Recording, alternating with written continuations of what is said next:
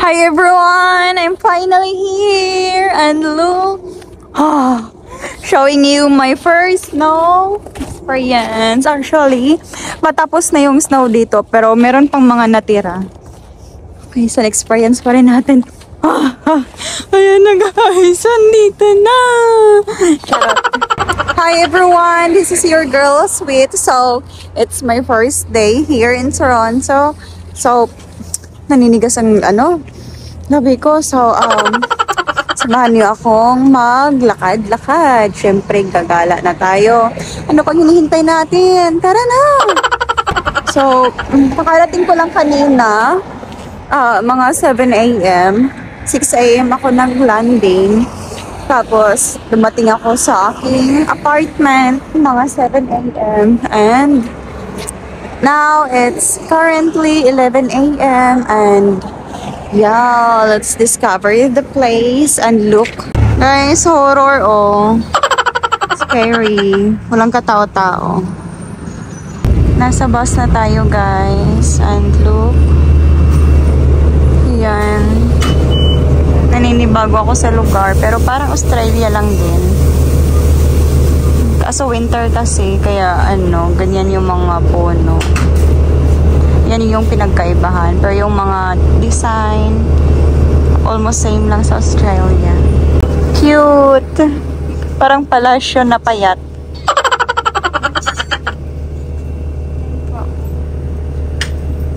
Grabe ang usok doon. Anong meron?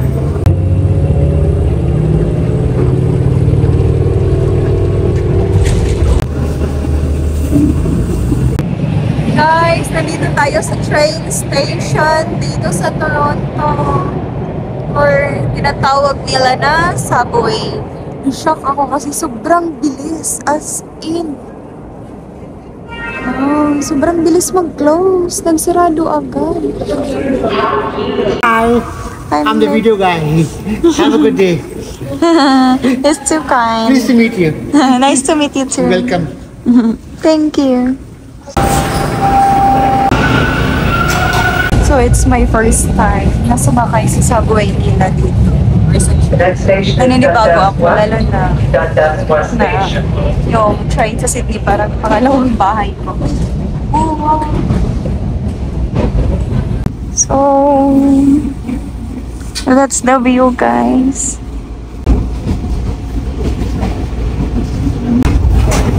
Oh!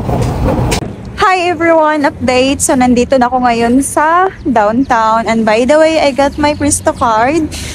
Ito yung ginagamit nila dito para sa bus and sa train. And also, syempre, naninibago na naman ako dahil dito pala, once ka lang mag-tap, kung sasakay ka lang, magbababa ka, hindi ka na magta-tap off, unlike sa Sydney, diba? May tap on and tap off. Naghahanap ako, saan ba mag-tap dito pag nung palabas na ako? Hindi pala, once lang pala. Oh my gosh, naninibago pa talaga ako.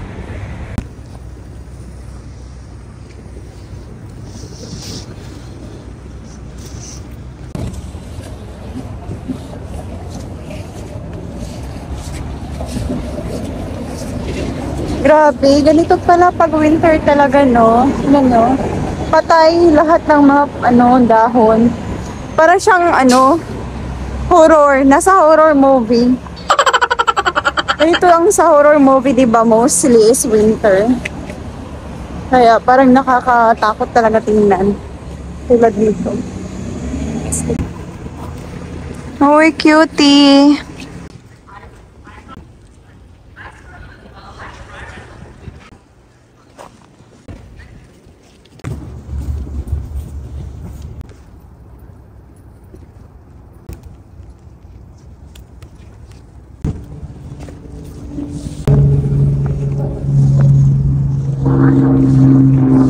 Hey everyone, it's your girl Sweet and nandito sa harap natin ang University of Toronto. Uy, nakakamiss ang Sydney train. Grabe to.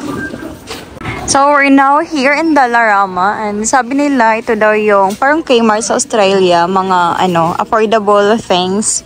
So, mamimili ako ng mga gamit na kailangan ko. Mga common lang like baso, plato. Basta sobrang common lang. And yeah. First is this one. Nakukita na ako nito. Diba? So, yan. That's for only siguro $1 and 50 cents.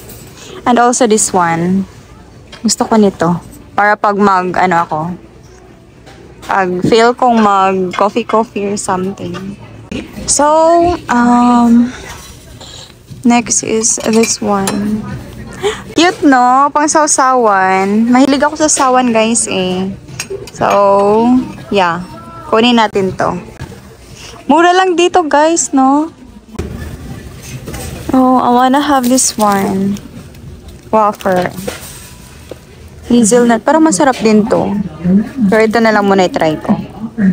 Ang dami nilang choices dito, oh.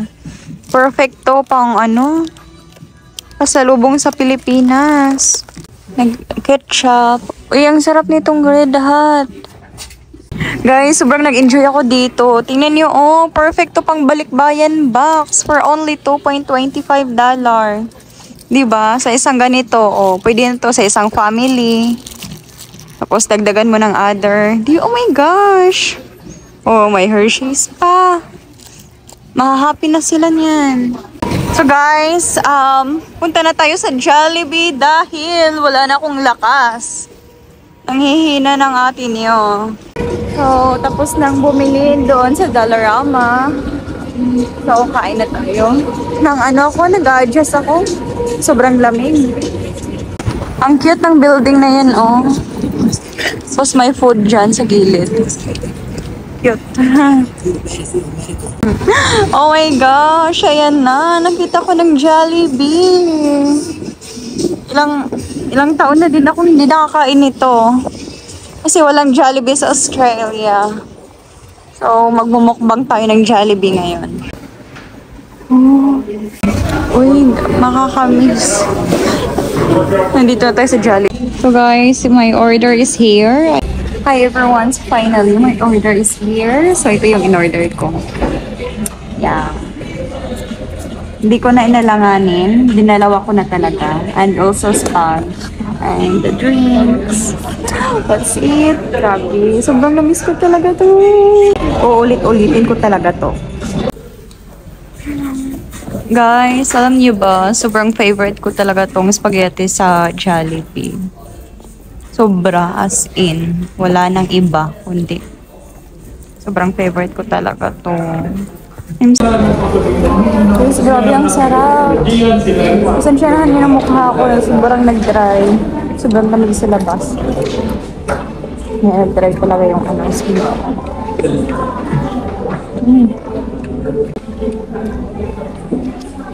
Sarap talaga. Hi everyone, update. Tapos na akong kumain. And guys, parang nilalagnat ako. Sobrang bigat ng pakiramdam ko. Nag-adjust yata yung katawan ko sa lamig. So yun. Stop ko muna yung aking pag-vlog. Hanggang dito na lang muna. So bye guys. Thank you so much for watching. Please don't forget to like and subscribe. Uwi na ako. Uwi muna ako. Medyo malayo-layo pa naman ang biyahe. Papagod na ako. Hindi ko na kaya.